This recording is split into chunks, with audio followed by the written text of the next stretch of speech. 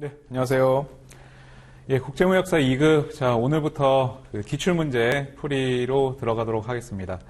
예, 국제무역사 2급 예전에 이름이 이제 무역관리사라는 명칭을 썼었죠. 그래서 저희가 이번에 총 그 6회분 기출문제를 풀어보실 텐데, 앞에 4회분이죠. 앞에 4회분, 3회분인가요? 예, 무역관리사라는 명칭으로 시행됐을 때부터 기출문제를 풀어보도록 하겠습니다. 이름만 바뀌었을 뿐이지 내용은 뭐 똑같습니다. 그래서 예, 그 이름 명칭이 바뀐 거는 뭐 신경 쓰실 필요가 없고요. 자, 2015년 우리가 2015년, 2016년, 2017년 3개년치 기출문제를 이제 풀어보실 텐데 1년에 이제 2회 시행이 되니까 자, 각 연마다 이제 2번씩 예, 시행된 거를 보실 수가 있습니다. 자, 6회 그쵸? 예, 무역관리사로서 6회 시험 2015년 예, 3월 21일 날 치러진 그 6회 시험분부터 저희가 기출문제를 보도록 하겠습니다. 지난 시간에 저희가 무역 이론의 마지막 시간에서 그 무역 서식에 대해서 저희가 조금 빠른 시간에 시간이 약간 부족하다 보니까 빠른 시간 안에 저희가 핵심적인 내용을 이제 보고 마무리를 했는데 문제로 이제 다뤄보시면 이제 무역 서식이 어떤 식으로 문제가 나오고 어떤 내용들이 주로 나온다라는 것을 쉽게 아실 수가 있습니다. 그래서 뒷부분 이제 무역 서식이라든지 무역 영어 이 부분은 뭐 크게 걱정하실 필요가 없어요. 영어의 기초적인 수준만 있으시다면 이제 문제를 많이 다룸으로 인해서 나오는 실제로 기출 문제 나오는 것에 익숙해지실 수 있으실 겁니다. 자, 우리 이제 1교시, 자, 6회차 1교시부터 이제 보실 텐데, 교재를 보시면 2015년 3월에 치러진 문제고요. 자, 1번 문제부터 이제 차근차근 보도록 하겠습니다. 50문제죠? 그렇죠? 1교시 50문제, 2교시 50문제 이렇게 돼 있고, 그 시간이 각각 1시간씩 배정이 되어 있으니까 실제 우리 그 기출문제 풀이 해설 강의도 그 1시간 정도에 맞춰서 제가 진행을 할까 합니다. 그래서 50문제를 1시간 동안 가급적이면 보도록 할 거고요. 나머지 이제 2교시 때 50문제도 1시간 동안 이렇게 보려고 제가 계획을 하고 있습니다. 자, 1번 문제부터 한번 보도록 할게요. 자, 교재 보시면 김무역 상사의 수익 거래 내용은 아래와 같다. 예, 다음 중 적용되는 법률이 올바른 것은 이렇게 돼 있죠. 자, 어떤 법률에 대해서 우리가 기본 이론 시간 이제 다시 상기를 하셔야 돼요. 우리 맨 첫 시간에 배웠던 거 무역의 3대 법규 뭐가 있었죠? 관세법하고 그렇죠? 대무역법하고 외국환거래법 이 세 가지가 무역의 3대 법규였었죠. 자, 그래서 그 법규 중에 아마 나올 거예요. 어떤 법을 얘기하고 있는 건지 한번 보도록 하겠습니다. 자, 가번을 보시면 중국에서 한 개당 5달러의 운동화, 원산지 중국산이네요. 5달러짜리의 운동화를 수입하면서 1달러로 수입 가격을 낮춰서 신고했다라고 돼 있네요. 그리고 나번을 보시면 운동화 외피에 메이드 인 코리아로 인쇄되어 있다. 이렇게 돼 있죠. 자, 뭔가 둘 다 좀 이상해요. 그렇죠? 중국에서 수입을 했는데 그렇죠? 그리고 원산지도 중국이에요. 그런데 원산지 표시를 메이드 인 코리아로 했습니다. 이거는 뭐죠? 원산지 표시를 위반한 거예요. 그렇죠? 예. 자, 그리고 첫 번째에서 말한 거. 자, 5달러짜리로 계약을 했는데 계약은 수출자하고 수입자 간에 5달러로 계약했어요. 그런데 실제로 얼마에 수입했어요? 신고할 때 수입신고 우리나라 수입자가 수입신고할 때 1달러로 수입신고했습니다. 자, 이거를 우리가 전문적인 용어로 언더밸류 이런 표현을 씁니다. 이제 무역회사에 가시면 이런 표현을 들으실 일이 생기실 거예요. 언더밸류했다 이렇게 언더밸류. 자, 언더밸류. 자, 직역하면 무슨 말이죠?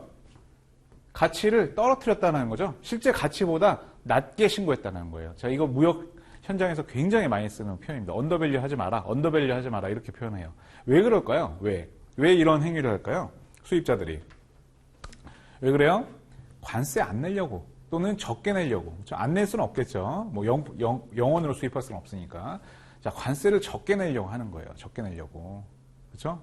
자, 왜 그러냐면 우리나라에 수출이 파는 모든 물품 하루에도 막 수만 건들이 그 수입 신고가 되죠. 근데 우리나라에 있는 세관 공무원들이 그걸 다 볼까요? 하나하나 일일이 이 제품의 가격이 다 맞는지 그렇게 볼 수가 없어요. 그렇죠? 그 수많은 수출입건을 우리나라 공무원들이 다 일일이 가격이 맞는지 검토할 수가 없어요. 그래서 실제로 5달러짜리인데 1달러로 수입 신고해도 그냥 수입 신고가 통관이 됩니다. 물론 이제 걸리는 경우도 있지만 웬만하면 잘 안 걸려요. 자, 그러면 수입하는 사람은 관세를 포탈하는 게 돼요. 그렇죠? 원래는 5달러에 대해서 관세를 냈어야 되는데 1달러에 대해서 관세를 5분의 1만 내겠다는 얘기죠. 그렇죠? 그러면 이거 관세 포탈이죠. 그렇죠? 예. 그래서 이 실무적으로 그러는데 이런 걸 많이 해요. 실무적으로. 왜 그러냐면 관세 적게 내려고 그렇습니다. 자, 우리가 뭐 흔히 알고 있는 뭐 대기업이라든지 뭐 큰 기업들, 예, 그런 기업들은 이런 것들이 범죄 행위라는 것을 굉장히 잘 인식을 하고 있고 처벌도 그 세관의, 우리나라 공무원 세관이죠. 세관의 집중적인 감시를 받기 때문에 이런 행위를 하기가 쉽지 않아요. 그런데 예를 들어서 개인 사업자라든지 정말 작은 회사들, 이런 회사들은 그 세관의 레이더망에서 많이 벗어나 있죠. 그렇죠? 이제 이런 회사들은 이 언더밸류를 아주 흔하게 많이 하고 있습니다. 물론 범죄예요. 범죄인데 크게 막 문제의식을 많이 못 느끼는 거죠. 한 번도 처벌받은 적도 없고 세관에서 걸린 적도 없고 그러다 보니까 이런 행위들을 종종 합니다. 자, 그래서 이런 것들은 자, 두 개 다 가번하고 나번 둘 다 어떻게 됐어요? 수입자가 둘 다 잘못한 거죠. 둘 다 뭔가 자기한테 유리하게 하기 위해서 둘 다 뭔가를 위반을 했어요. 그렇죠? 과세 가격도 잘못 신고했고 낮춰서 신고했고 그다음에 원산지 표시도 허위로 표시했어요. 그렇죠? 예, 중국산인데 한국산을 표시했어요. 자, 그러면 자, 가번은 무슨 법을 위반한 거냐면 관세법을 위반한 거예요. 관세법. 예, 관세법에 이 수입 신고, 그렇죠? 가격 신고. 자, 이런 개념이 있습니다. 그렇죠? 수입 신고, 가격 신고. 수입 신고를 할 때 가격 신고를 같이 하는 거예요. 그렇죠? 그런데 이 가격 신고를 잘못했죠? 허위로 했어요. 일부러 조작을 한 거예요. 가격을. 그렇죠? 자, 그래서 이건 관세법 위반이에요. 자, 나번은요. 원산지 표시와 관련된 건 우리 무슨 법에 있었죠? 대외무역법에 있었죠? 예, 대외무역법에 원산지 표시와 관련된 그 내용이 규정이 돼 있었습니다. 그래서 나번은 대외무역법을 위반한 사례죠. 자, 그래서 정답은 1번이 되겠습니다. 자, 2번 문제를 한번 보겠습니다. 다음은 우리나라 무역관리 법규 중에 대무역법에 대한 설명이다. 올바른 것을 모두 나열한 것은. 자, 가나다라 보세요. 공정한 무역거래 질서를 확립한다. 대무역을 진흥한다. 그렇죠? 그다음에 외국간의 지급 및 영수를 한다. 국제수지의 균형과 통상을 확대한다. 자, 우리 가장 첫 시간에 배웠어요. 대무역법의 목적. 예, 대무역법 제1조에 대무역법의 목적이 규정이 돼 있는데 자, 이 중에서 해당 안 되는 거는 다가 해당이 안 됩니다. 그렇죠? 예, 외국간의 지급 및 영수라는 것은 당연히 무슨 법이에요? 이거? 외국간거래법이겠죠? 그렇죠? 그래서 가번, 나번, 라번 이 세 가지가 문장으로 쭉 연결되어 있는 것이 바로 대무역법 제1조. 그죠? 대무역법의 목적이 되겠습니다. 그래서 정답은 가나, 라 이렇게 되겠죠? 정답 4번이네요. 4번. 자, 우리 이제 공부하신 지가 좀 오래됐어요. 그렇죠? 예, 무역 관련 법규 가장 첫 시간에 이런 시간을 했기 때문에 이제 좀 이렇게 상기하시면서 책을 이렇게 다시 한번 보시면서 같이 풀어보시면 되겠습니다. 자, 3번 문제로 볼게요. 3번. 자, 아래 사항은 파인애플의 수입 요령이다. 다음 중 가장 관련이 있는 제도를 골라라 라고 돼 있어요. 자, 품목번호 몇 번이죠? 0804 HS 코드가 0804300000 호네요. 그렇죠? 그리고 이 제품의 이름은 파인애플이에요. 파인애플. 그렇죠? 파인애플. 자, 근데 수입 요령 한번 보세요.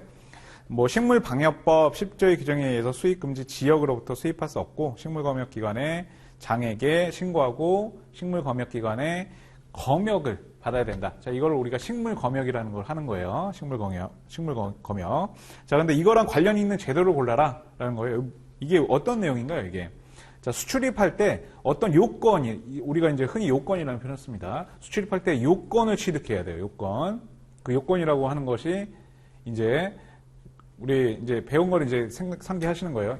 품목마다 뭐 파인애플뿐만이 아니라 굉장히 다양한 품목들이 있죠. 그렇죠? 뭐 전자제품도 있고, 뭐 나무 목재도 있을 거고, 뭐 먹는 식품도 있을 거고. 그렇죠? 그 각각의 수입 품목의 그 수입 품목을 수입하기 위한 그 요건들을 정리해 놓은 게 뭐라고 그랬죠? 우리가? 자, 통합공고라는 거였습니다. 그렇죠? 네, 통합공고. 산업통상자원부 고시로 운영하고 있는 통합공고라는 개념이 있어요. 그렇죠? 우리 이거 배웠습니다. 그래서 정답은 3번입니다. 3번. 자, 동그라미 1번의 전략물자. 이거는 뭐였죠? 우리? 전략물자. 무기 같은 거였죠? 무기 같은 거. 자, 무기. 그리고 수입수량 제한 조치. 자, 이것도, 자, 이거는 우리나라의 그 대무역법에서, 그렇죠? 대무역법에서 어떤 그 외국산 물품이 갑자기 막 들어와가지고 우리나라 산업에 피해를 줄 때 이런 일시적으로 그렇죠? 그 수입 수량을 이렇게 조절하는 그런 조치라고 그랬죠. 그래서 정답은 이제 3번이 되겠습니다. 자, 4번 문제 한번 보겠습니다. 다음은 대외무역법 중에 수출 수입의 수입 실적의 인정 금액에 대한 설명이다. 가장 올바른 것을 고르시오. 자, 이런 어려운 내용입니다. 그렇죠? 대외무역법에서 수입 실적, 수출 실적을 어떻게 인정하는지 그거에 대해서 우리가 기본적인 내용은 다 배웠어요. 그런데 어렵게 생각하실 필요 없습니다. 그렇죠? 왜 그렇죠? 자, 우리나라 수입이라고 하는 것은 항상 무슨 가격 기준이라고 했어요? CIF 가격 기준이라고 했어요. 인코텀즈 가격에서 그렇죠? CIF 가격. 자, 수입인 경우 이것만 기억하시면 돼요. 수입은 CIF 가격 기준이다. 그리고 수출은요? 수출은 FOB 가격 기준이다. 자, 요거를 기억하시면 돼요. 그렇죠? 그리고 중개무역 같은 경우는요. 중개무역은 우리나라에서 수입했다가 그다음에 다시 파는 거잖아요. 그렇죠? 수입했다가 다시 파는 거니까 수출. 자, 우리 수출 실적 이건 수입 실적이죠. 수출 실적이에요. 중개무역 실적은 수입했다가 다시 파는 거니까 수출한 가격에서 그렇죠? 수출한 가격에서 수출 가격. 마진을 붙여서 팔 거 아니에요. 그렇죠? FOB에서 수입 가격 CIF 가격을 빼는 거죠? 그렇죠? 자, 그렇잖아요. 내가 수입했다가 다시 파는 거니까 내가 10,000원에 수입했어. 근데 5,000원 마진 붙여갖고 15,000원에 다시 상대방한테 파는 게 중개무역이잖아요. 그렇죠? 그러면 10,000원에 수입할 때의 가격을 10,000원이고, 그렇죠? CIF 기준으로 10,000원에 수입해가지고 팔 때는 항상 수출은 FOB이고 수입은 CIF 기준이라는 것만 기억하시면 돼요. 그렇죠? 자, 수출은 이제 FOB를 얼마에 수출한다? 15,000원에 수출하는 거예요. 그렇죠? 그러면은 수출 실적이 얼마가 돼요? 내가 실제로 벌어들인 외화는 얼마예요? 벌어들인 외화는 5,000원이잖아요. 5,000원. 15,000원 다 벌어들인 거 아니잖아요. 그렇죠? 10,000원은 처음에 수입할 때 외국한테 줬으니까. 그렇죠? 실제로 내가 발생한 부가가치는 그렇죠? 중개무역을 하면서 내가 발생한 부가가치는 5,000원이잖아요. 그렇죠? 자, 이것만 기억하시면 됩니다. 자, 그래서 자, 볼게요. 정답은 벌써 나왔어요. 예, 정답은. 자, 1번부터 볼게요. 수출 수입 금액은 인정 금액은 원칙적으로 외화 결제 금액을 기준으로 한다. 외화 결제 금액을 기준으로 한다. 아니죠. 그렇죠? 예. 외화 결제 금액 기준하는 게 아니라 FOB 가격이나 CIF 가격을 기준한다는 얘기죠. 그렇죠? 자, 동그라미 2번. 수출 수입의 인정 금액 원칙적으로 수출 수입 통관액으로서 FOB 가격을 기준한다. 맞나요? 이것도 뭐 아니죠. 그렇죠? 예, FOB 가격 수출만 FOB고 수입은 CIF니까 그것만 기억하시면 되는 거예요. 자, 3번은요. 중개무역에 의한 수출의 경우에는 수출 금액에서 수입 금액을 공제한 가득액이다. 맞나요? 맞잖아요? 그렇죠? 요거죠? 예. 요걸 뭐라고 한다? 가득액이라고 한다고 그랬죠. 가득액. 가득액 얼마에 5,000원이죠? 5,000원. 그렇죠? 자, 3번이 정답이네요. 그렇죠? 예, 그리고 4번 보세요. 전자적 형태 무채물의 수입의 경우에는 수입 실적에 포함되지 않는다라고 되어 있는데, 자, 대외무역법 우리 배울 때, 대외무역법 맨 첫 시간에 배울 때, 무역의 대상, 그렇죠? 무역의 대상을 배울 때 전자적 형태의 무채물도 있었습니다. 그렇죠? 물품뿐만이 아니라 뭐도 있었어요? 물품, 용역도 있었죠? 물품, 용역, 전자적 형태의 무채물. 자, 이런 것들을 수출입하는 것도 전부 대외무역법상 수출입으로 인정을 하는 거죠. 그리고 당연히 인정이 되니까 당연히 실적도 인정이 되겠죠. 그래서 1번, 2번, 4번은 다 틀렸고 3번이 정답이네요. 그렇죠? 예, 넘어가겠습니다. 자, 5번 문제로 갈게요. 5번 문제. 자, 다음 제시된 거래 내용과 관련하여 가장 관계가 깊은 외국환 거래법상의 절차는 무엇인가? 라고 되어 있어요. 자, 거래 내용 한번 볼게요. 김무역 상사는 중국에서 농산물을 수입했어요. 그렇죠? 농산물을 수입하고 그 수입 대금을 한국 거주자인 중국인한테 지급을 했어요. 자, 뭔가 이상하죠? 흔히 있을 수 있는 거래입니다. 중국에서 농산물을 수입을 했는데 걔한테 줘야 되잖아요, 돈을. 그렇죠? 예. 나한테 농산물 판 그 중국에 있는 애한테 돈을 줘야 되는데 걔한테 돈을 안 주고 누구한테 줬다? 우리나라에 있는 제3자한테 돈을 줬어요. 그렇죠? 자, 이걸 뭐라고 한다? 외국환거래법에서 우리 3자 지급이라는 개념 배웠죠? 3자 지급. 자, 3자 지급이라는 개념 배웠습니다. 매매 계약에, 그쵸? 매매 계약의 당사자하고 돈을 주고받는 게 아니라 물건은 매매 계약 당사자하고 주고받으면서 돈은 엉뚱한 사람한테 주는 거예요. 쉽게 얘기해서. 엉뚱할 수도 있고 아닐 수도 있습니다. 실질적으로 그런 계약이 많기 때문에. 예를 들면 그 중국 회사에 한국 지사 같은 게 있을 수 있죠? 또는 한국에 자기의 그 대리인이나 이런 게 있을 수도 있고, 그렇습니다. 그렇죠? 자, 그래서 이런 경우에는 어쨌든 거래 당사자하고 돈을 주고받지 않고 제3자하고 돈을 주고받는 이런 거래를 우리가 3자 지급, 그렇죠? 이렇게 표현한다고 했었죠? 그래서 이거는 외국한 거래법상으로 신고 대상이었습니다. 그렇죠? 자, 정답은 뭐예요? 예, 3번의 3자 지급. 자, 3자라는 표현이 나오면 그게 정답이죠. 그렇죠? 자, 동그라미 1번은 상계라는 거였어요. 상계. 자, 상계라는 거는 그 채무하고 채권 채무가 발생된 거를 서로 상계하는 거죠. 그렇죠? 상계. 그렇죠? 이번에 내가 너한테 1,000원 덜 준 거 다음번에 줄게. 또는 내가 이번에 1,000원 너한테 받아야 될 거 내가 안 받고 다음번에 내가 너한테 줄 돈에서 까줘. 이렇게. 그렇죠? 하는 걸로 상계라고 그랬죠? 그렇죠? 이거 두 번째는 됐고. 자, 정답은 3번이에요. 그렇죠? 3자 지급. 자, 4번은 자, 기본적으로 외국한 은행을 통해서 그 물품 대금을 지급하거나 수령하게 되어 있습니다. 그렇죠? 그런데 외국한 은행을 통하지 않고 그 지급을 하는 경우에는 신고 대상이에요. 그런데 자, 정답은 어쨌든 3번이고요. 이 네 가지가 외국한 거래법에서 가장 기본이 되는 거예요. 그렇죠? 외국한 거래법에서 신고의 의무 네 가지 중에 가장 기본이 되는 신고 의무입니다. 그래서 정답은 3번이죠. 자, 6번으로 넘어갈게요. 다음 제시된 수입 절차와 관련하여 가장 관련이 있는 법을 고르세요. 라고 했습니다. 자, 문제 한번 보겠습니다. 김무혁 상사는 미국에서 와인을 수입했어요. 그렇죠? 직접 수입했네요. 미국산 와인을 직접 수입하면서 수입 시에 와인의 실행관세가 15%임에도 불구하고 0%를 적용받아서 관세를 납부하지 않았대요. 자, 이거와 관련되어 있는 법. 자, 이거 뭘까요? 자, 우리나라에서 가장 먼저 FTA가 체결된 국가 어딘지 아시나요? FTA 체결 국가 우리나라 칠레입니다. 칠레 우리나라 한칠레 FTA가 우리나라 최초의 FTA예요. 자, 칠레 FTA 하면 뭐가 떠올라야 돼요? 우리 한칠레 FTA에 대해서 뭐가 좋아졌어요? 줬죠? 학생분들은 잘 모르시죠. 어른들은 잘 알죠. 와인이 싸졌죠. 그렇죠? 예, 칠레산 와인이 싸졌어요. 왜냐면 FTA 때문에. 그렇죠? 자, 이거는 결국 FTA를 얘기하는 거죠. 예, 15% FTA가 되기 전에는 15%의 관세를 냈었어야 돼요. 그렇죠? 냈었어야 되는데 FTA가 되면서 관세 양호가 됐기 때문에 0%로 수입을 할 수 있는 거예요. 자, 그래서 정답은 FTA 관세 특례법이 되겠습니다.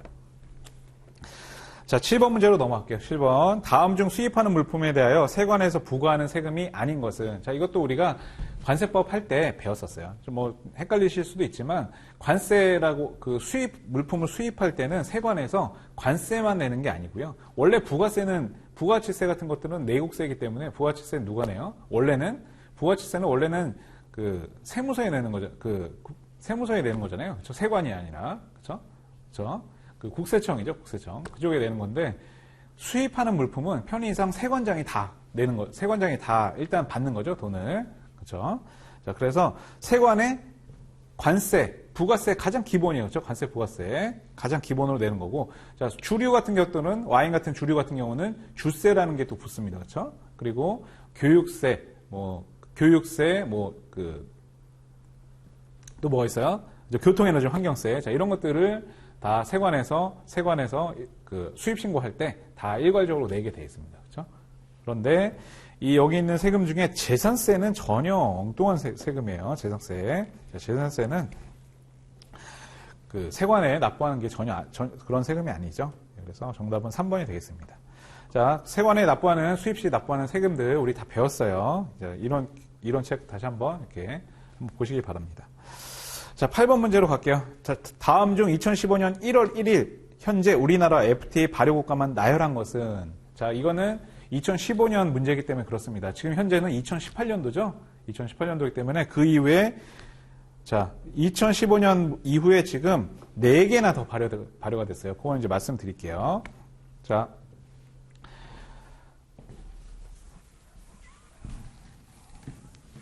FTA가 가장 먼저 언제 됐죠? 칠레가 가장 먼저 됐다고 했죠? 밑에 해설에 잘 나와 있네요. 그렇죠? 칠레부터 자, 어떻게 되냐면 순서가 이렇게 돼요. 7. 이걸 외우실 필요는 없을 것 같아요. 뭐 이 문제가 나오면은 그럴 수도 있겠지만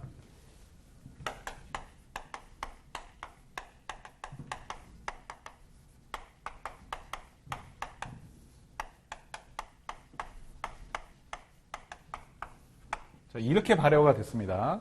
FTA, 우리나라 FTA가 굉장히 많죠, 그렇죠? 예. 가장 먼저 발효된 게 칠레예요, 칠레. 그 다음에 싱가포르, 그 다음에 EFTA라는 게 있어요. 뭐 저희 스위스라든지 노르웨이 4개 국가만, 리히텐슈타인하고 아이슬란드 그 4개의 국가만 있는 EFTA라는 게 있고요. 그 다음에 아세안, 그렇죠? 하나아세안, 그 다음에 인도, 그 다음에 그 유명한 EU, 그렇죠? 유럽 국가들, 그 다음에 페루, 미국, 터키, 호주, 캐나다, 중국, 뉴질랜드, 베트남, 콜롬비아 이렇게 발효됐어요. 가장 최근에 발효된 게 이제 콜롬비아예요. 콜롬비아. 자, 그런데 지금 2015년도까지는 여기까지예요. 여기까지. 예, 여기까지. 2015년 1월 1일 기준으로는 캐나다까지만 발효해요. 그리고 자, 중국, 뉴질랜드, 베트남이 다 똑같은 날짜에 발효됐어요. 2016년 12월 20일 날 발효됐습니다. 중국, 뉴질랜드, 베트남이. 2015년이네요. 죄송합니다. 2015년. 저도 자주 헷갈려요. 2015년. 자, 그리고 이 콜롬비아가 2016년 7월 15일 날 발효됐어요. 2016년 7월 15일 날. 자, 마지막이죠? 지금 현재까지. 콜롬비아가 마지막이에요. 그리고 앞으로 이제, 아직 발효는 안 됐지만, 앞으로 한중미 FTA라는 게, 예, 중미 FTA라는 게 발효 예정이 돼 있습니다. 지금 이미 다 협상이 다 타결이 됐고 다 됐어요. 이제 발효만 앞두고 있어요. 자, 그래서 지금 이렇게 칠레부터 콜롬비아까지 이 순서. 사실 뭐 어렵죠. 이거를 다 외우기는 좀 어려운데 뭐 외워놔서 나쁠 건 없습니다. 뭐 저는 이제 칠싱 에아 인유 페미 터호케 중류 백콜 이렇게 암기를 하면 좋습니다. 자, 그래서 이거는 2015년 문제이기 때문에 정답은 이제 1번이에요. 1번. 보시면 아시겠지만. 자, 2번은요. 2번. 동그라미 2번은 왜 틀렸어요? 중국은 2016년 발효죠. 2015년 12월 달에 발효됐죠. 1월이니까 아닌 거예요. 3번은요. 뉴질랜드, 그렇죠? 예, 뉴질랜드 여기 다 2015년 12월에 이 세 개가 같은 날에 발효됐어요. 한꺼번에. 2015년 12월 20일 날. 4번은요. 4번은 자, 1번은 우리나라 FTA 협정국이 아니에요. 1번은. 그렇죠? 그래서 정답은 1번이 되겠습니다. 자, 요것도 뭐 참고를 알아두시면 괜찮을 것 같아요. 넘어가겠습니다. 자, 9번 문제로 갈게요. 아래 사항은 FTA와 관련한 거래 내용인데 어떤 기준에 만족하지 못하였는가라고 되어 있네요. 자, 멕시코에서 생산한 오렌지 주스를 미국으로 운송해서 미국에서 소매 포장 유리병에 주입하여 한국에 수출한 경우 한미 FTA를 적용하지 않는다라고 돼 있어요. 자, 이 표현 자체는 맞는 얘기예요. 자, 왜 그렇죠? 자, 미국에서 오렌지 주스를 멕시코에 생산해서 미국에서 결국엔 뭘 한 거예요? 미국에서 한 거는 유리병에 주입한 것밖에 없는 거예요. 그렇죠? 이 물품은 주스잖아요. 그렇죠? 이 물품을 수입할 때 우리가 유리병으로 신고하지 않잖아요. 그렇죠? 주스를 수입한 거예요. 주스를 수입했는데 정작 주스는 어디서 만들었어요? 멕시코에서 다 만들었잖아요. 그렇죠? 멕시코에서 만들고 미국에서 한 거라고 해봐야 유리병에 주입한 것밖에 없어요. 그렇죠? 자, 그러면 이거를 FTA를 미국산으로 인정받을 수 있다 없다? 미국산으로 인정 안 되는 거예요. 그렇죠? 인정될 수가 없어요. 왜냐하면 미국에서 한 게 없잖아요.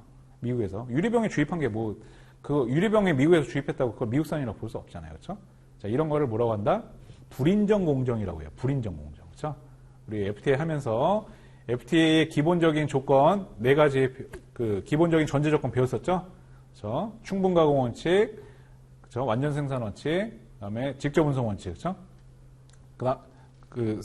그다음에 역내 가공 원칙, 그렇죠? 그 4가지 배웠었어요. 자, 그 중에서 뭐에 포함된다? 이거는 충분 가공 원칙, 그렇죠? 충분 가공 원칙. 자, 불인정 공정 이상을 수행해야 된다라는 원칙이 바로 충분 가공 원칙이에요, 그렇죠? 유리병에 단순히 주입만 한 거는 불인정 공정이에요. 그죠? 뭐, 인정할 수 없다는 거죠, 원산지로. 그래서 정답은 1번이 되겠습니다. 1번. 자, 10번 문제로 가겠습니다. 제가 지금 10번 10개의 문제 정도 하니까 그 1시간 안에 50문제 절대 못 끝내겠다라는 느낌이 듭니다. 그래서 시간이 조금 더 걸릴 것 같아요. 자, 천천히 우리 이론을 좀 빨리 공부했기 때문에 문제를 조금 제대로 배우면서 이해하면서 문제를 풀도록 하겠습니다. 자, 10번 문제 볼게요. 다음은 수입물품의 원산지 표시 방법에 대한 예시이다. 가장 올바르게 표시한 것은, 자, 어려운 문제예요. 어려운 문제. 우리가 원산지 표시와 관련된 것은 대외무역법에서 배웠습니다. 기본적인 개념은 대외무역법에 있지만 원산지 표시랑 관련된 거는 별도의 고시라든지 이런 또 디테일한 또 기준이 있어요. 자, 보시면 수출국은 중국이다. 이거 맞나요? 자, 헷갈리실 거예요. 굉장히 헷갈리실 텐데 우리 교재를 다시 한번 보시면 돼요. 자, 수출국 중국이라는 표시는 없습니다. 원산지 중국 이렇게 표시해야 되는 거예요. 원산지. 자, 1번 틀렸어요. 2번은요. Made in China 맞나요?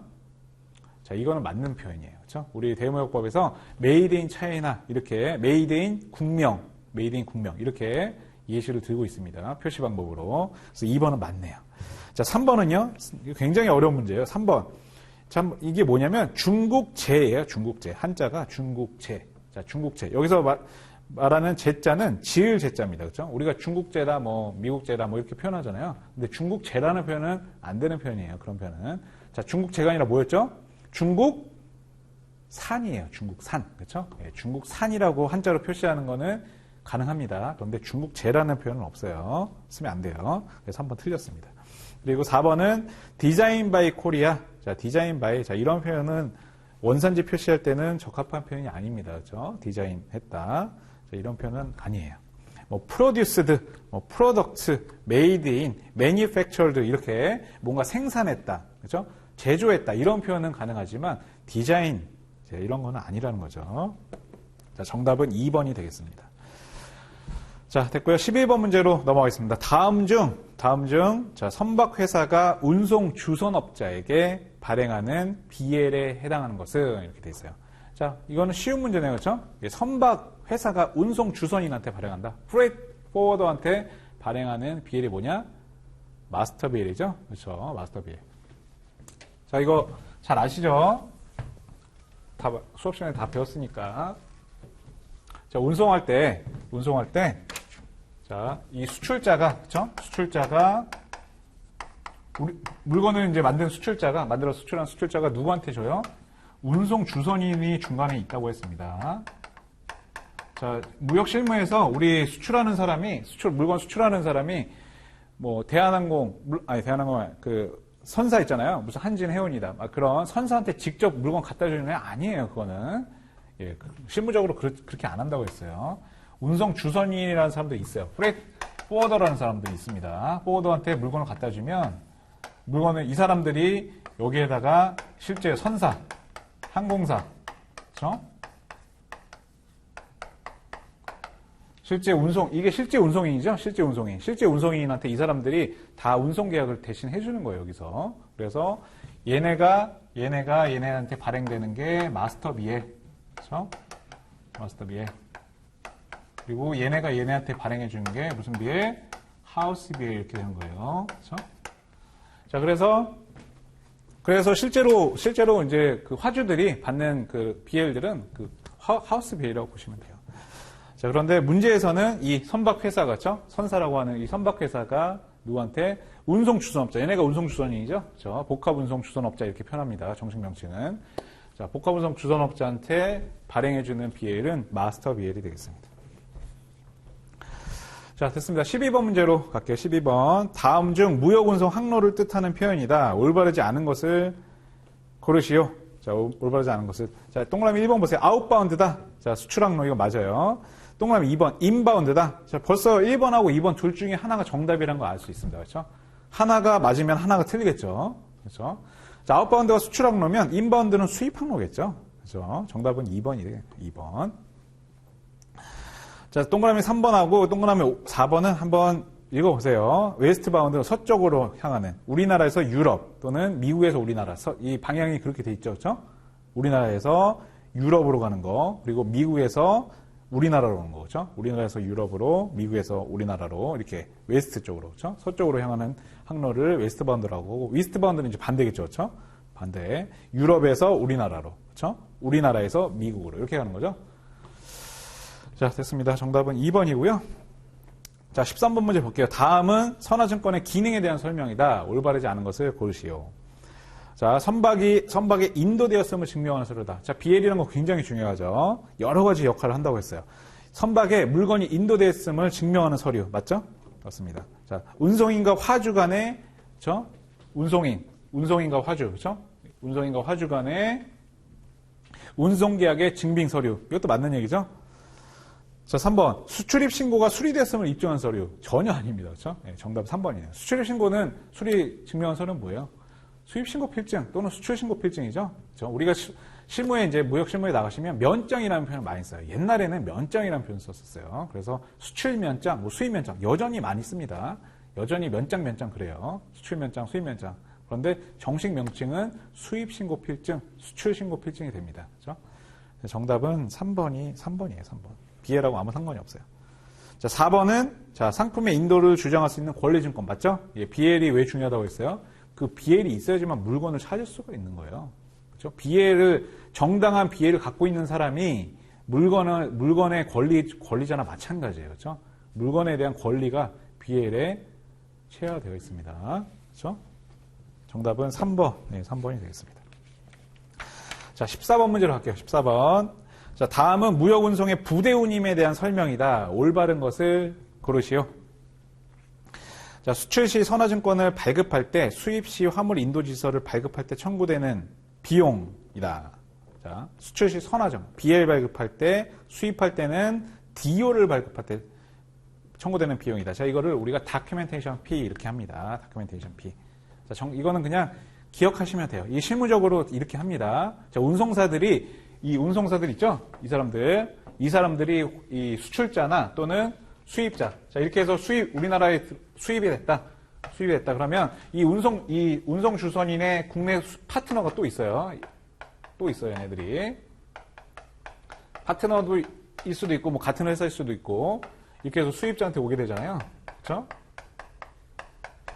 자, 그런데 여기서 얘가 이제 수출할 때는 얘가 이제 BL을 발급해 주잖아요. 하우스 BL 발급해 주는 그 비용. 또는 여기서는 얘가 이 수입자가 물건 찾으려면 그 DO라는 게 있어야 된다고 그랬죠? DO를 발급해야 된다고 그랬죠? 그렇죠?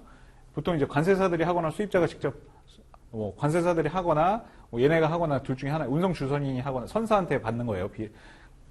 선사한테 받는 거예요. DO를. 근데 얘네가 하거나 얘네가 직접 하거나 뭐 관세사가 대신하거나 그런 경우도 있어요. 예, 뭐 그거는 이제 계약하기 나름이에요. 근데 이 DO를 발급하는 비용, BL을 발급하는 비용, 자, 이런 것들을 이런 명목으로 이제 청구를 합니다. 비용을. 자, 이런 것들을 다큐멘테이션 P라고 해요. 정답은 3번이 되겠습니다. 3번. 자, 15번 문제로 갈게요. 15번. 자, 다음 용어 중에 보험자와 보험계약을 체결하고 보험료를 지급하기로. 보험료 내는 사람이 누구예요? 보험료 내는 사람이 보험 계약자죠? 계약자. 자, 이 보험에서의 그 당사자를 잘 기억하셔야 돼요. 별로 어렵지 않습니다. 그렇죠? 우리가 뭐 부모님들 보험 또는 내가 직접 보험 부부 해보신 분들은 다 아실 거예요. 그렇죠? 예, 보험회사가 있죠? 그래서 ING, 뭐, 포렌데이션, 뭐, 그런 회사도 있잖아요. 삼성생명이다, 뭐, 그럼 뭐, 무슨 화재다, 뭐, 삼성화재다, 뭐, 이런 것도 있잖아요. 그렇죠? 그런 회사들을 보험회사 또는 보험자라고 하죠. 보험자. 자, 그리고 보험 계약자는 누구예요? 내가 보험 든 사람이에요. 보험 든 사람. 내가 보험 계약한 사람. 그렇죠? 보험 계약한 사람. 내가 보험 계약했으니까 돈을 누가 내요? 내가 내야죠. 그렇죠? 내가 계약했으니까 내가 돈 내는 거예요. 보험료 지급하는 사람이 보험 계약자죠. 그렇죠? 그다음에 피보험자는 누구예요? 피보험자는 그 보험을 계약함으로 인해서 보험의 혜택을 받는 사람 있죠? 보험을 혜택을 받는 사람. 그렇죠? 그렇죠? 자, 그게 이제 피보험자예요. 그렇죠? 마지막에 보험회사는 보험자하고 똑같은 겁니다. 보험자하고 보험회사. 똑같은 개념이에요. 자, 그래서 보험료를 내는 사람은 보험 계약자가 되겠죠. 네, 정답은 2번이 되겠습니다. 2번. 자, 16번 문제로 넘어가겠습니다. 16번. 자, 다음은 신협회 적과약관 RCC C 조건에 의한 담보 위험에 해당하는 것을 골라라. 자, 굉장히 어려운 문제죠, 이거. 자, 우리 운송, 보험, 그렇죠?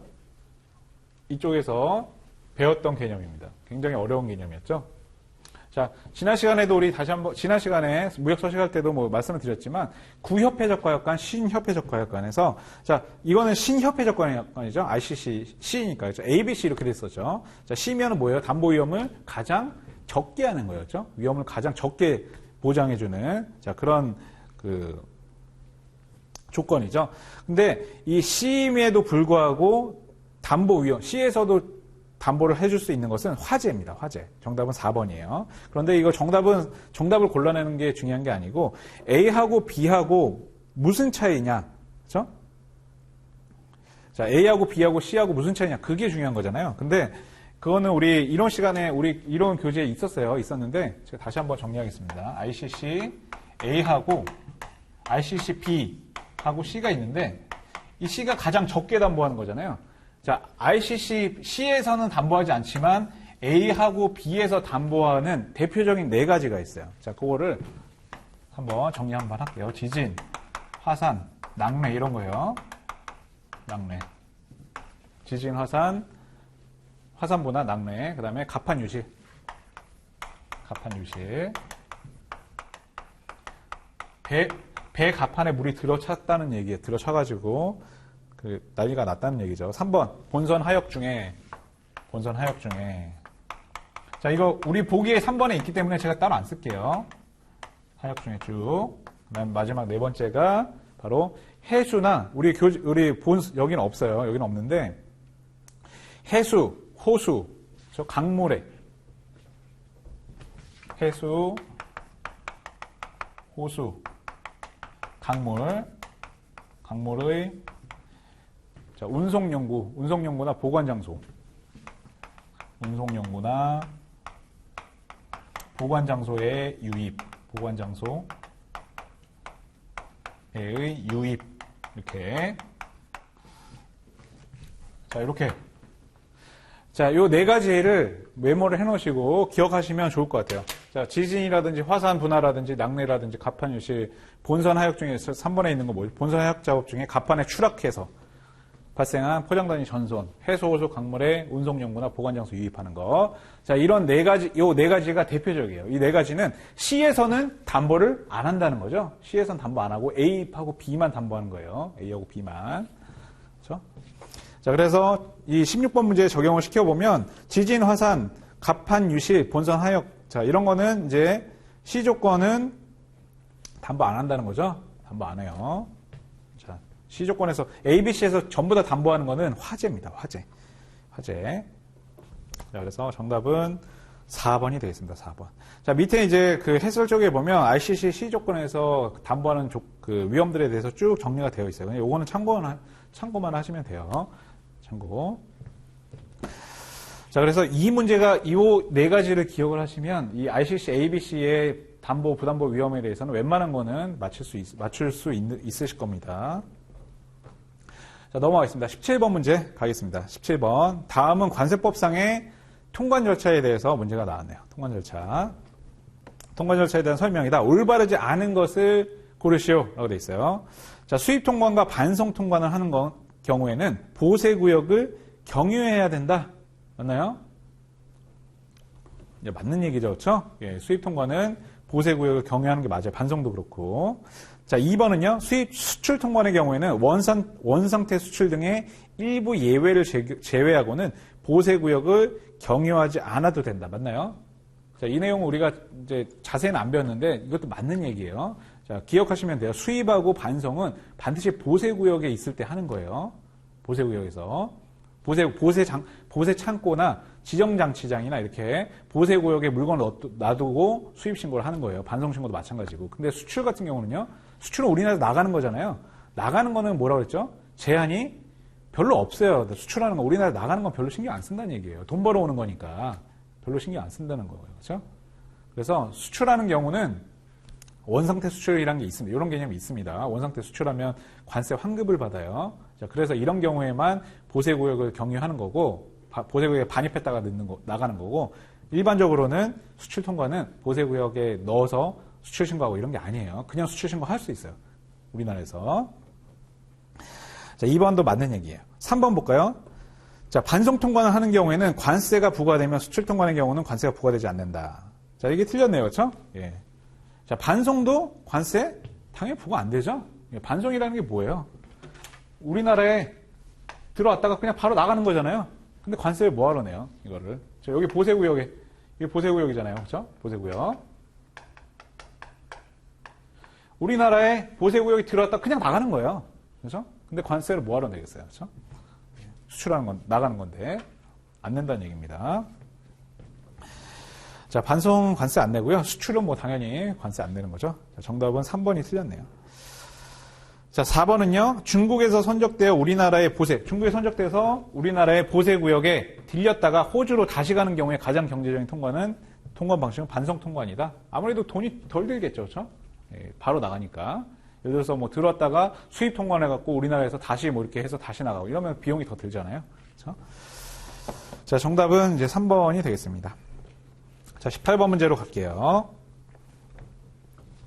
다음 중 관세법상 통관을 할 때 법령의 적용 시기는 언제인가? 자, 이것도 우리가 한번 배웠을 거예요. 예, 법령의 적용 시기. 그냥 이건 암기하시면 됩니다. 예, 수입을 신고하는 시점에, 수입 신고하는 시점에 적용되는 법을 적용하게 되어 있습니다. 법이라는 것이 수시로 변하는 거예요. 그렇죠? 수시로 변하고, 예를 들어서 6월 1일자로 개정된 법이 시행된다. 자, 그런 경우가 있죠. 자, 그런데 5월 31일 날 수입 신고하는 경우가 있고 6월 1일 날 수입 신고하는 경우가 있잖아요. 그러면 언제 법령을, 실제 물건은 5월 30일 날 들어와서 5월 31일 날 신고할 수도 있고 6월 1일 날 신고할 수도 있잖아요. 그렇죠? 그렇죠. 그래서 수입 신고하는 시점에 적용되는, 시행되고 있는 그 법률에 따라서 그 법률을 적용한다. 이렇게 기억하시면 됩니다. 그래서 정답은 1번이에요. 1번. 자, 됐습니다. 19번 문제로 갈게요. 다음은 관세법상 통관 흐름에 대한 설명이다. 괄호 안에 가장 알맞은 단어를 순서대로 나열한 것을 고르시오라고 되어 있네요. 자, 보세구역에 반입한 후에 며칠 이내에 수입신고를 하지 않는 경우, 그리고 뭐뭐가 부과된다. 그리고 뭐뭐란 세금에 덧붙이는 세금으로서 일종의 제재수단이다. 이렇게 되어 있어요. 제재수단. 자, 보세구역에 반입한 후에 며칠 이내에 수입신고를 해야 된다? 30일이에요. 30일. 30일 이내에 수입신고를 해야 되는데 만약에 그 시간에 안 했어요. 그러면 수입신고 지연 가산세라는 게 생기는 거예요. 가산세. 자, 가산세하고 가산금이라는 게 있어요. 완전 다른 겁니다. 가산세와 가산금은. 자, 가산세는 뭐냐면 뭔가 내가 뭔가를 해야 되는데 안 한 거예요. 그렇죠? 수입신고를 30일 이내에 해야 되는데 안 했어. 그렇죠? 또는 내가 세금을 10,000원 내야 되는데 5,000원만 냈어. 그러면 약간 제재수단으로서 붙는 그런 일종의 제재수단이다라는 거예요. 가산세는. 가산금도 거의 비슷해요. 의미는. 근데 가산금은 뭐냐면 내가 기한 내에 안 낸 거예요. 돈을 기한 내에 안 냈어. 그러면 그때 붙는 게 가산금이에요. 가산금. 우리 뭐 그런 거 나오잖아요. 고지서 같은 거 날라오는 거 있잖아요. 그렇죠? 그거 기한 정해져 있죠? 기한 내 얼마, 기한 지나면 얼마 이런 거 있죠? 그게 가산금이에요. 우리 맨날 통지 받는 거 있잖아요. 그렇죠? 집에서 받는 거. 예, 그거 받으면 항상 그렇게 두 개로 나눠져 있죠? 기한 내 1,000원, 기한 넘어오면 1,050원 이렇게 돼 있잖아요. 그게 가산금이에요. 50원이.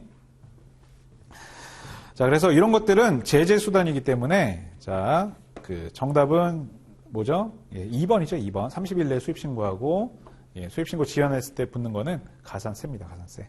자, 뭐 약간 헷갈릴 수 있어요. 이거 개념이 가산금하고 거의 비슷해요. 이 수입신고 같은 경우는. 그런데 기억하시면 됩니다. 가산세. 자, 20번 문제로 가겠습니다. 다음은 수출통관 흐름에 대한 설명이다. 가장 올바른 것을 고르세요. 이렇게 되어 있네요. 수출통관. 자, 수출통관 하는 경우 관세 납부해야 된다. 틀렸죠, 벌써. 수출물품에 대하여 수출통관 시 세관이 검사하는 것이 원칙이다. 맞나요?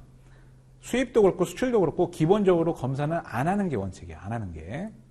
수입자하고 수출자 믿는다는 얘기죠. 세관에서. 안 하는 게 원칙입니다. 하는 게 예외적인 경우예요. 자, 틀렸어요. 3번은요. 수출신고는 수출자가 작성한 선화증권을 기반으로 한다. 맞나요? 수출신고를 BL을 기반한 게 아니죠. 그렇죠? 인보이스하고 패킹리스트로 하는 거죠. 자, 틀렸네요. 자, 4번이 정답인가 보네요. 그렇죠? 수출신고가 수리된 후에는 30일 이내에 선박이나 항공기에 적재해야 된다. 맞나요?